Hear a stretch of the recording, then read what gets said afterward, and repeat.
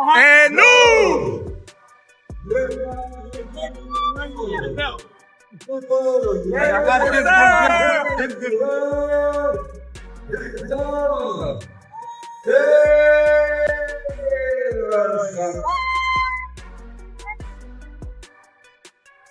Right on the thumb. You know how we feeling, Tio? Yeah, man. Grateful, man. Grateful. Grateful to be here with all you guys. Thank you guys for showing love. Appreciate y'all, man. What's your man? You always got my back. I love you. Next, what'd you think of this fight? What's your reaction of it? Man, let me tell you, Shakur moved so well. He won every round, and he was just a step ahead with quickness and just with, just the plan himself. Great plan coming in, and he did well. Congratulations to him. Man, he better leave that alone. What did you think of Shakur's performance He tonight? did what he had to do, man. There's always room for improvement. I think he had a lot of stuff he could have did, but he's so talented and gifted, man. You also got to trust what he's seeing in there. We on the outside, Hey guys, Connor, what was that about right there? What was Shakur saying to you in there? If he wants it, he can get it next. Right. Ultimately, I ain't scared or worried about him. Well, what did you think? What did you think of his performance? Yeah, no, it was great performance. He performed really well.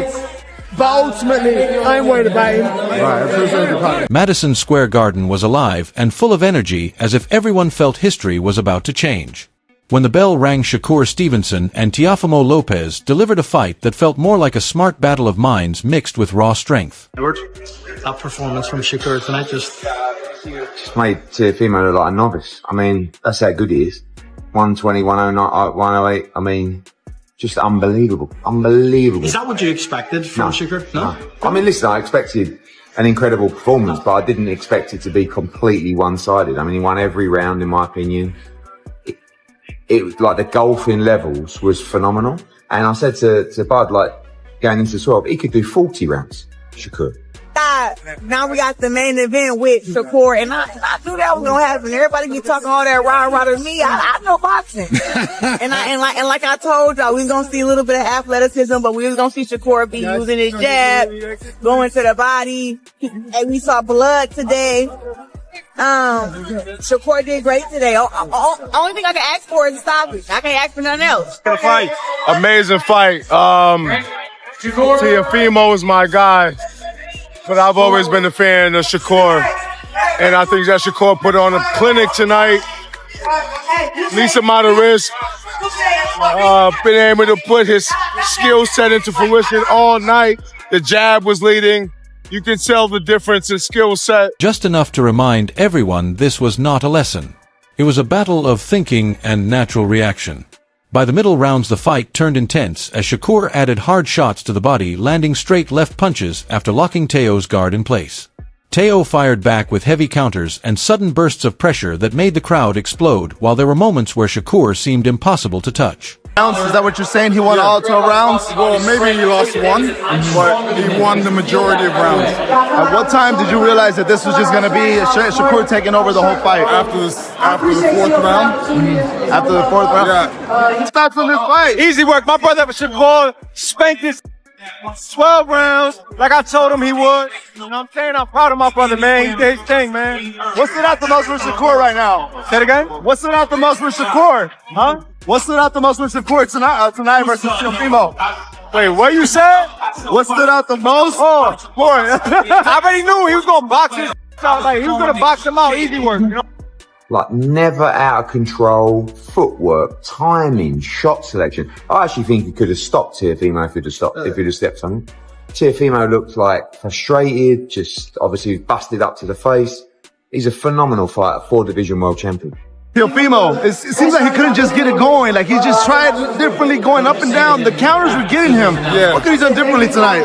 I don't know. It's difficult to box against a great mover like that. And, he tried. He definitely tried. His dad was emotional. He wanted him to do better, but, this is boxing. He kept moving and turning, landing sharp, clean shots on Teo.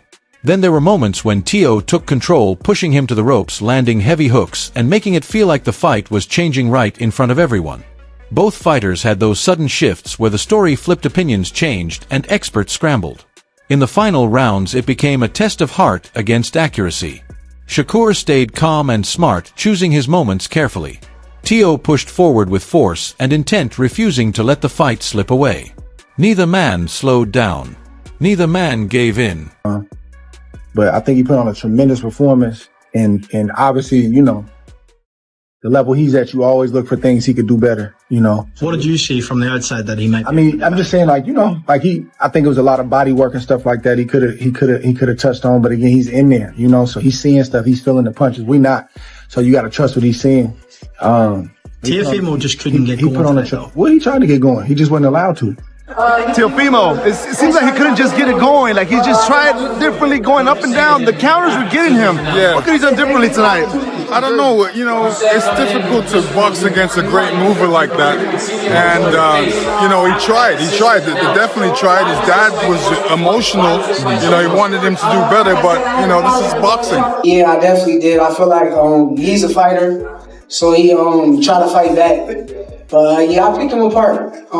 In the second round, I want to say that I told my corner, I said, I'm stronger than he is.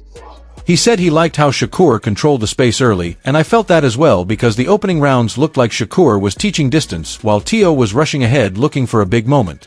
Then Bud highlighted how Teo adjusted in the middle rounds, learning Shakur timing and catching him with counters in short windows, and that was when the fight shifted from a lesson into a true battle. Crawford also talked about the body shots from both fighters, saying many people miss how much they changed the pace. You could clearly see both men slow slightly, and that made the mental battle feel even more risky and intense. Best opponent. Any disappointment that you didn't stop him because you said even during the fight you wanted to stop him? No, it's no disappointment. It's boxing at the end of the day.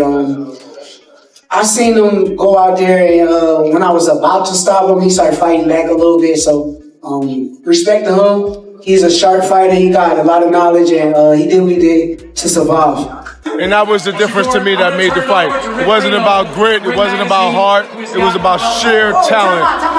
And Shakur displayed that tonight. So. What did you think about, obviously, Teo's eye? He never seemed to be able to get into it at all. Is that kind of like the experience you had? Well, he won a round or two, maybe, but that's it. Shakur too dominant. He was able to hit him clean first round, able to avoid shots.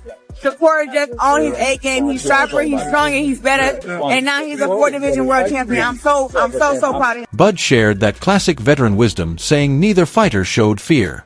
They fought smart, but each in his own way. Shakur worked with calm numbers and planning, while Teo fought with speed and momentum.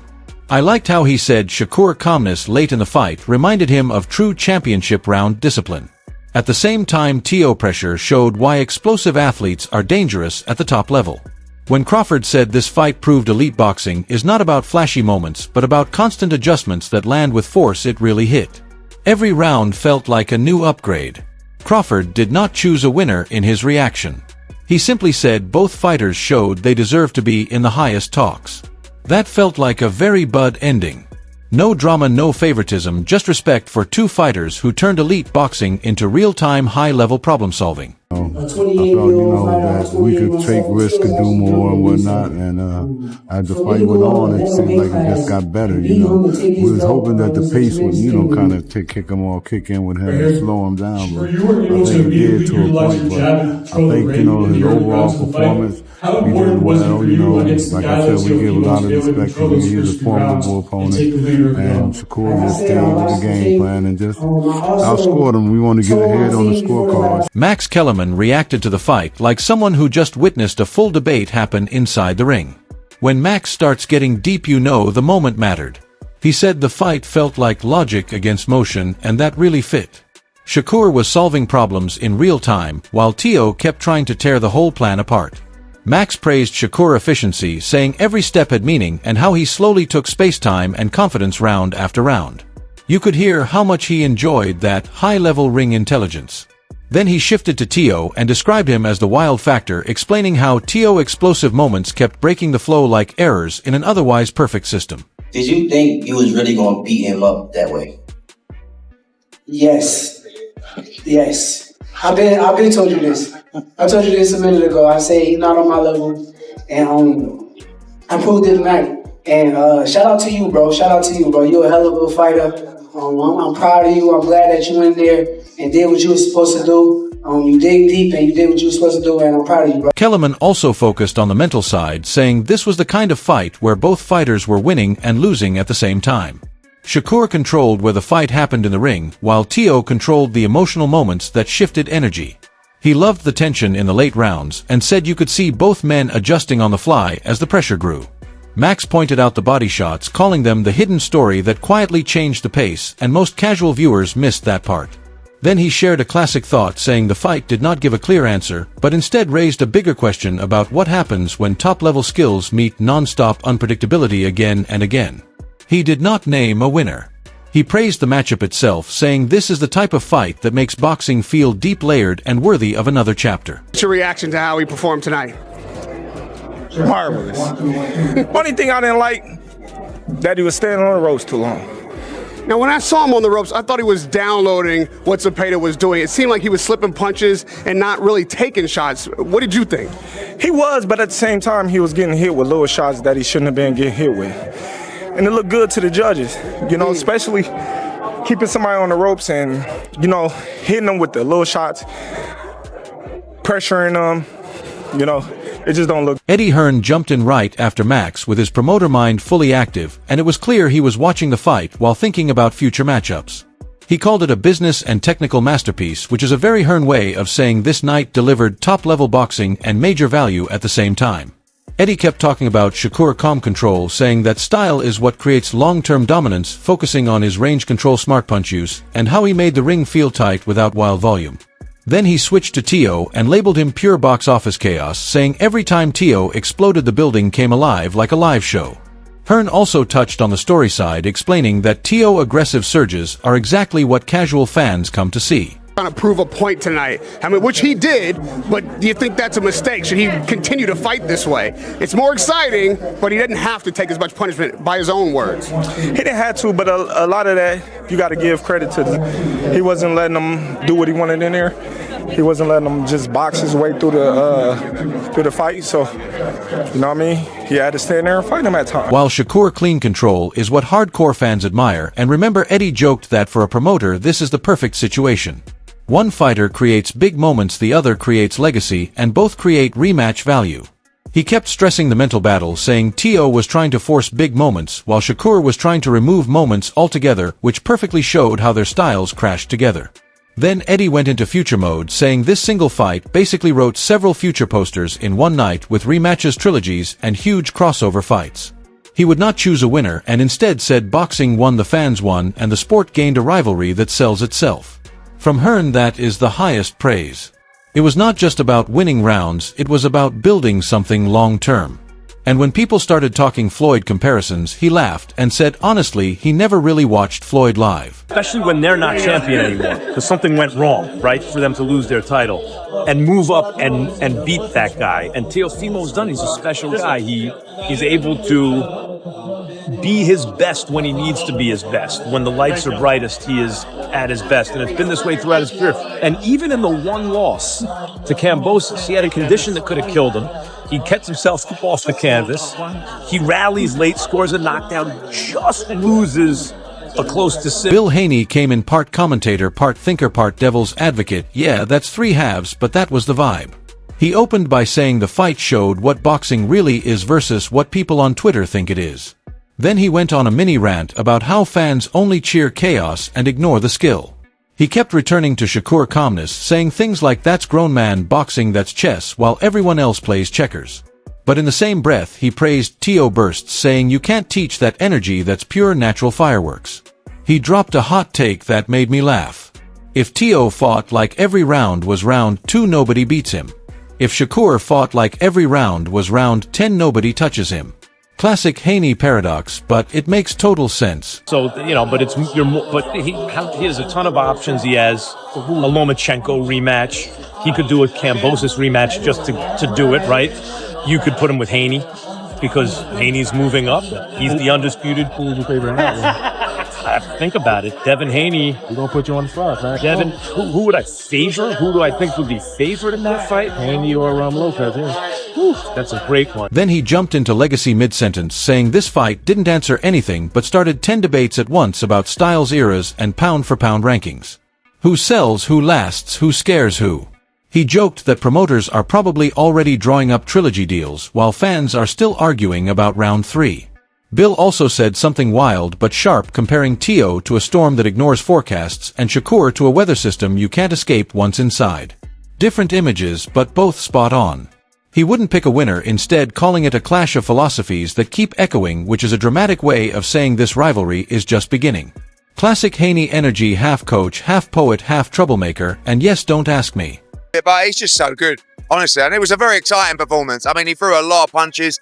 When you're up that close, like I'm sitting there, Shakur's there, when you watch him in the corner, I always say to fighters, eyes wide open, like as in just to see everything, and he sees everything.